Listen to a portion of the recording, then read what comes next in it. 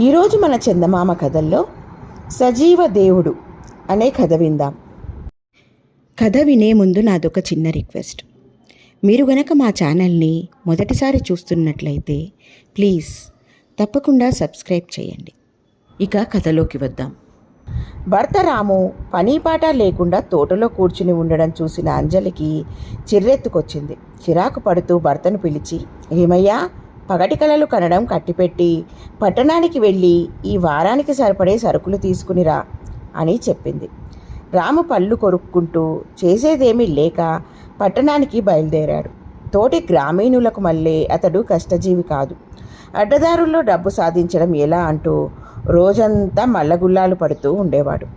పట్టణానికి వెళ్ళేటప్పుడు రాము ఊరి బయట నది దాటవలసి వచ్చింది. ఏటికి అవతల ఒడ్డున గట్టు పొడవునా దట్టంగా చెట్లు పెరిగాయి. చెట్లు వరుసలో నడుస్తుండగా రాము పెద్ద చింత చెట్టు చూశాడు. అతడి మనస్సులో పలు ఆలోచనలు రేగాయి. కొద్ది రోజుల క్రితం పట్టణంలో ఓ కలప వ్యాపారి రాముతో మాట్లాడుతూ తనకు అత్యవసరంగా చింతకలప కావాలని, మంచి ధర చెల్లిస్తానని చెప్పాడు. ఆ మాటలు గుర్తుకు రాగానే రాముకు మెరుపులా ఒక ఆలోచన తట్టింది. ఆ చింత చెట్టు ఏటికి సమీపంలో గట్టుపై అక్కడ దాన్ని నరికి ముక్కలు చేసినట్లయితే కలప గిడ్డంగికి తీసుకుని పోతే భారీగానే డబ్బు ముట్టవచ్చు. తాను పట్టణం వెళ్ళాలనే విషయం మర్చిపోయి అతడు అక్కడే నిలబడి పథకం పన్నాడు. ఈ పని కోసం తన స్నేహితుడు గోపి సహాయం తీసుకోవాలని అనుకున్నాడు.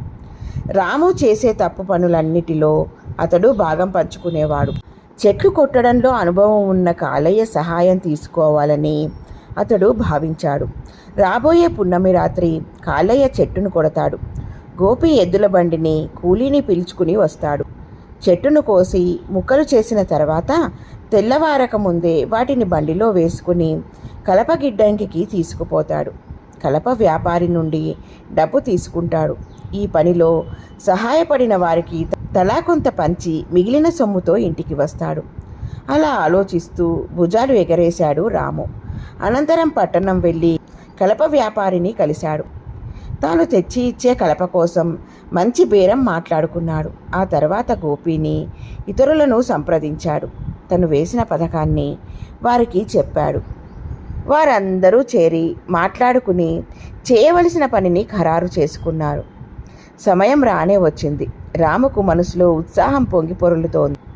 చింత చెట్టు పడగొట్టే శుభదినం ఈరోజే మరి. వాతావరణం కూడా అనుకూలంగా ఉండడంతో వారంతా ఉత్సాహంగా ఉన్నారు. సాయంత్రానికి కారు మేఘాలు కమ్ముకున్నాయి. చీకటి పడే వేళకు మెరుపులు మెరిశాయి. త్వరలోనే వర్షం ధారగా కురవసాగింది. రాత్రి భోజనం ముగించుకుని రాము పథకం ప్రకారం చింత చెట్టు వద్దకు ప్రయాణమయ్యాడు. చెట్టు కొట్టే కాలయ్య చెట్టు వద్దే అతడిని కలుసుకుంటాడు. ఇతరులు కూడా అర్ధరాత్రి నేరుగా అక్కడికే వచ్చి కలుస్తారు.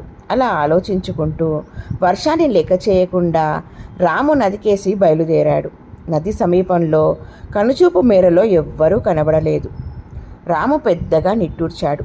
ఎవరైనా తను చేస్తున్న పని చూసి గ్రామ పెద్దకు చెబితే తను పెద్ద చిక్కులో పడతాడు మరి.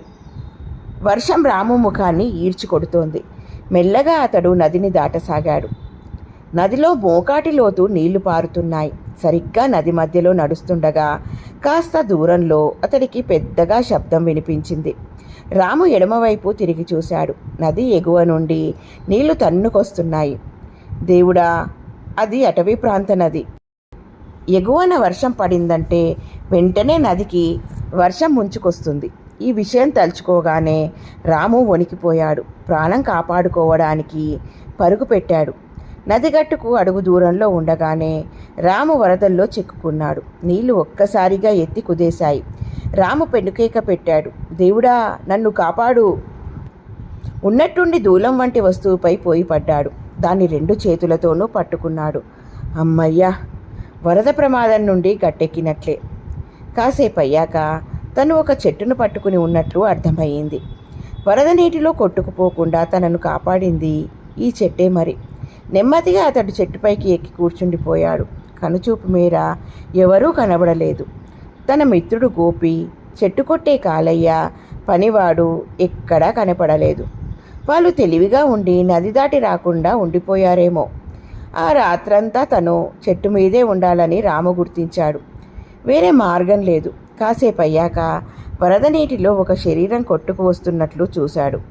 అతడొక అబ్బాయి. ఒక్కసారిగా రాము అతడిని చెట్టుపైకి లాక్కున్నాడు. త్వరలోనే ప్రాణంతో నిలిచిన కొన్ని మేకలు నీటిపై తేలియాడుతూ కనిపించాయి. రాము వాటిని కూడా కాపాడాడు. ఆ అబ్బాయి గొర్రెల కాపరి. నదికి సమీపంలో ఉండే అతడి గుడిసె వరద నీటిలో కొట్టుకుపోయింది. రాము, గొర్రెల కాపరి, మేకలు రాత్రంతా ఆ చెట్టు మీదే ఉండిపోయారు. వరద నీరు మరి కాస్త ఎత్తులో వచ్చి ఉంటే చెట్టు సైతం కొట్టుకుపోయేది. కాసేపు అయ్యాక వర్షం ఆగిపోయింది. వరద కూడా తగ్గుముఖం పట్టింది. తర్వాత తెల్లారిపోయింది. రాము తానెక్కడ ఉన్నాడో గమనించాడు. ఆశ్చర్యం! తాను నరికివేయాలనుకున్న చింత చెట్టు మీదే ఉన్నాడతను.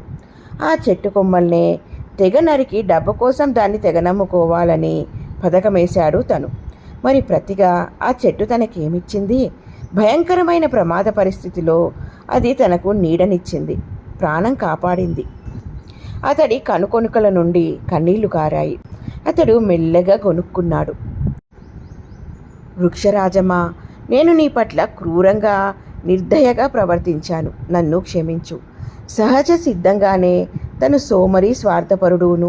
కానీ ఆ కాళరాత్రి తను ఒక అబ్బాయిని, మేకలను కాపాడాడు. నిజంగా అది తన జీవితంలో ఎన్నడూ చేయని మంచి పని. తన వంటి క్రూరుడికి ఆశ్రయమిచ్చిన చింత చెట్టు ప్రభావంతో తను కూడా మంచి పని చేసి మనిషిగా మారాడు. ఈ ఆలోచన రాగానే రామ మనసు తేలికైంది. చింత చెట్టును కావలించుకుని గొనిగాడు. కృతజ్ఞతలు. ఇన్నాళ్ళు పశువులా వ్యవహరించాను. నన్ను మనిషిలా మార్చావు. ఉన్నట్టుండి అతడికి మనుషుల స్వరాలు వినిపించాయి. తన భార్య అంజలి, మరికొందరు గ్రామస్తులు చెట్టు వద్దకు పరిగెత్తుకుని వస్తుండడం చూశాడు. రాము రాత్రంతా ఇంటికి రాకపోవడంతో అంజలి కలవరపడిపోయింది. కొంతమంది గ్రామస్తులను తీసుకొని అతడిని వెతుకుతూ వచ్చింది. అతడు క్షేమంగా ఉన్నాడని తెలియగానే ఆమెకు సంతోషం పట్టలేకుండా పోయింది. గత రాత్రి తను చావు బతుకుల మధ్య ఎలా కొట్టుకులాడింది రాము వివరించి చెప్పాడు. వరద ముంపు నుండి బయటపడ్డమే గొప్ప అదృష్టమని అన్నాడు. అవును, భవానీమాత దయవల్లే నీవు బతికి బయటపడ్డావు. మనం ఆ తల్లికి మొక్కుకుందాం. వద్దు అంజలి, ఈ దేవతే నన్ను కాపాడింది అంటూ రాము చింత చెట్టు కేసి చూపించాడు. అది సజీవ రూపంలోని దేవుడు. నేను బ్రతికి బట్టకట్టడానికి ఎవరికైనా కృతజ్ఞత చెప్పుకోవలసి వస్తే ఈ హరిత దేవుడికే చెప్పుకోవాలి. ఇకపై నేను పచ్చ నాకు చెట్లను ఎన్నటికీ పడగొట్టనని ప్రమాణం చేస్తున్నాను. ఇలాగే ఇతరులు ఎవరైనా చెట్లు నరకడాన్ని కూడా నేను అడ్డుకుంటాను. తర్వాత అతడు చింత చెట్టు ముందు మోకరిల్లి ప్రార్థించాడు. ఇలా ఉంది ఫ్రెండ్స్ ఈ కథ. బాగుంది కదూ? నచ్చిందా? అయితే లైక్ చేయండి. మీ బంధువులకు, స్నేహితులకు ఈ కథలను షేర్ చేయండి. మరిన్ని మంచి మంచి కథల కోసం మా ఛానల్ను తప్పకుండా సబ్స్క్రైబ్ చేయండి. మరొక మంచి కథతో మళ్ళీ కలుద్దాం. ఉంటాను మరి.